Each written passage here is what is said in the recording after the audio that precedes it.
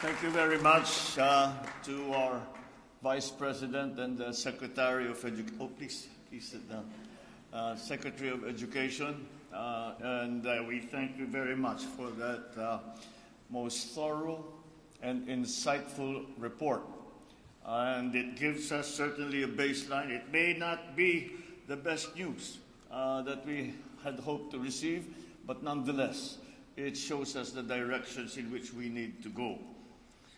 Senate President Mig Subiri, the other members of the Senate who are here today, the Excellencies of the Diplomatic Corps, members of the Cabinet, the Chair of the Senate Committee on Basic Education, Senator Sherwin Gatchalian, Pasay City Mayor Imelda Calixto Rubiano, Basic Education and Culture Chairman, Congressman Roman Romulo, and the other members of the House of Representatives, my fellow workers in government, ladies and gentlemen, good afternoon.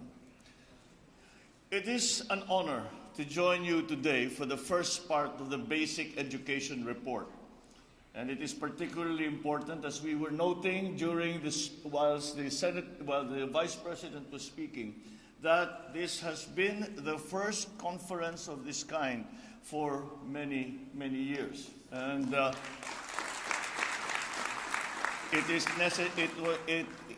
we deem it absolutely necessary that we have such consultations for the simple reason that we all know, must know the situation that we face and the many problems that we need to solve. And only again by working together can we get that job done. But at least the Department of Education, the Secretary in Daisara, our Vice President, has provided us with this starting point. And it is now up to us to take that starting point, go from that starting point, and to all of the programs that we hope to implement in the very near future for our children. I think that if there is one thing that we took from the comments of the Secretary, Vice President in Daisara, is that the Filipino is better than this. The children are better than this. And we cannot fail them. And that is the main motivation that we should keep in our hearts. We have failed them. We have to admit that. We have failed our children. And let us not keep failing them anymore. Otherwise, we will not allow them to become the great Filipinos that we know they can be. They will not become the great Filipinos that will be recognized not only by their fellow Filipinos, but many people around the world. And thus, it once again reminds us that education is the most valuable service that the government can give to its citizens. If there is nothing else, after preservation of life and limb, education comes next. And with that, with a well-trained populace, with a well-trained and highly experienced workforce, then everything follows. The Philippines will succeed. So we in the administration recognize the challenges and issues facing our education sector, all of which must be confronted with an open mind and compassion for those who might have fallen behind over the past few years. I am confident that we will see noticeable improvements moving forward because our Department of Education, that is spearheaded by no less than our hardworking Vice President Inday Sara Duterte, is there.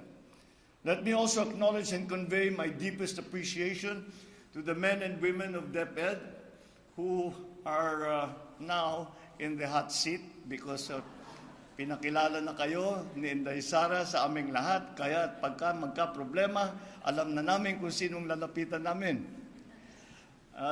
But all of you, the associations in the country, policymakers, the development partners, and all stakeholders for your collective efforts and commitment to pursuing quality education for all. I am pleased to see that you have gathered here for this very important event for the benefit of our learners. Your attendance is a manifestation that addressing our educational challenges requires not only a multifaceted approach, but also the active participation of all. It is my hope that my being here signals this administration's determination and commitment to bridge the gaps that currently exist in the education sector. Indeed, strengthening our education system warrants a whole of government, whole of society approach with the highest degree of proactivity, motivation, and perseverance.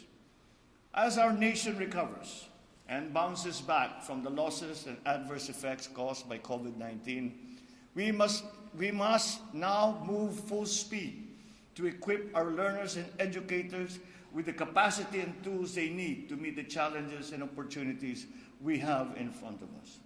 As many of you know, I have been traveling around and trying to bring to the consciousness of our friends and partners around the world of the potentialities of the Filipino worker and of the Philippines. And at every juncture, I am confronted by the challenge of that the central key to success is going to upskill and reskill our workforce. And that again brings us to the importance of education, not only as a moral imperative for government, but as a practical one.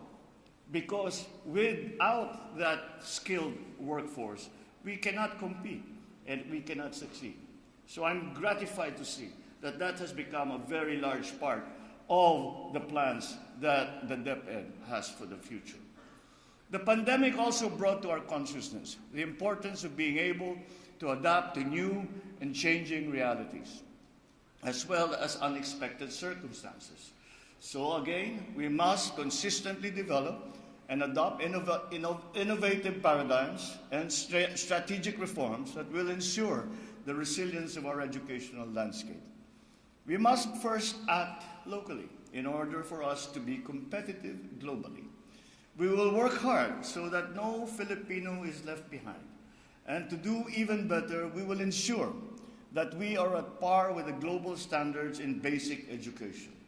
This endeavor will be at the forefront of our efforts to realize our vision of providing quality education for our children and for generations to come.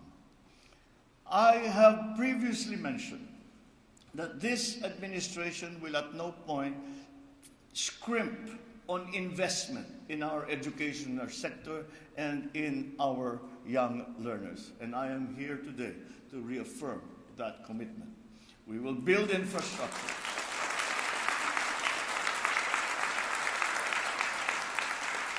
We will build infrastructure that will provide our learners, teachers, and the entire academic sector with a healthy and safe environment that is conducive to learning. We will also invest in our teachers. As we all know, that is part of our improving our educational system. If you saw the Senate President and myself talking earlier, we are already planning on how we get the school building program off the ground so that these deficiencies that we saw in the report will somehow be mitigated.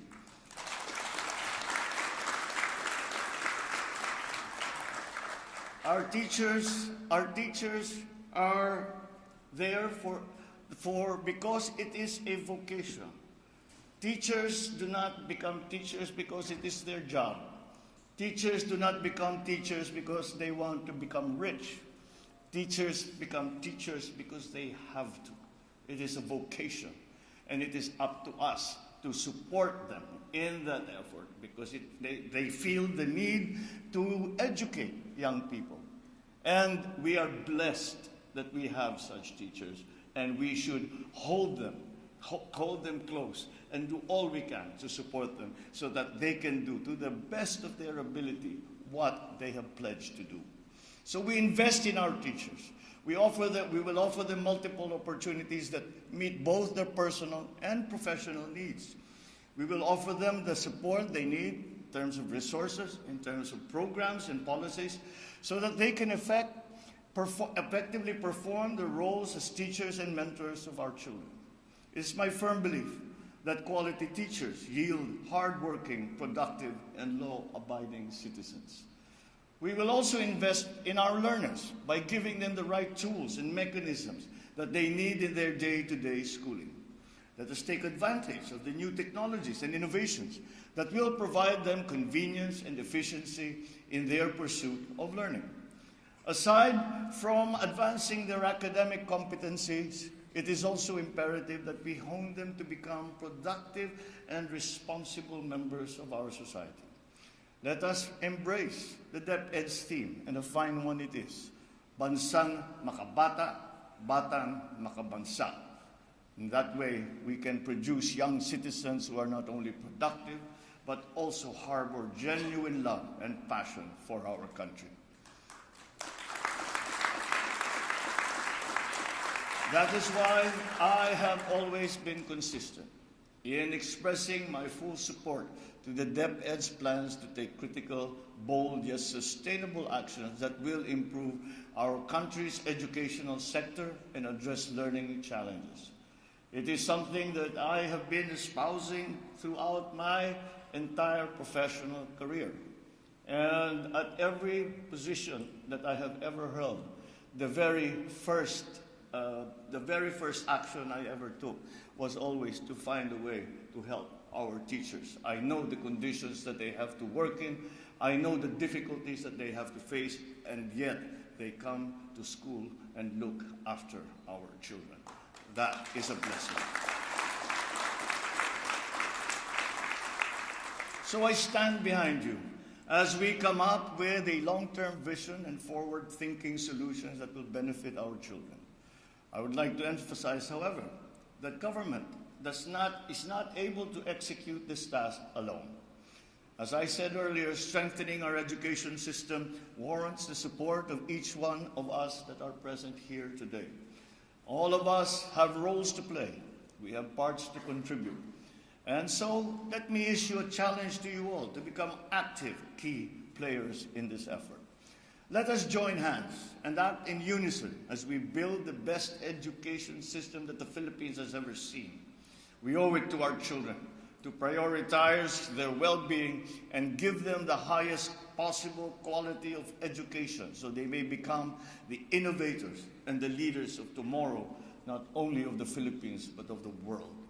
With our united efforts, I am confident that we will succeed and bring forth a better, brighter, more prosperous future for our children. Maraming salamat po sa inyong lahat at magandang hapon po.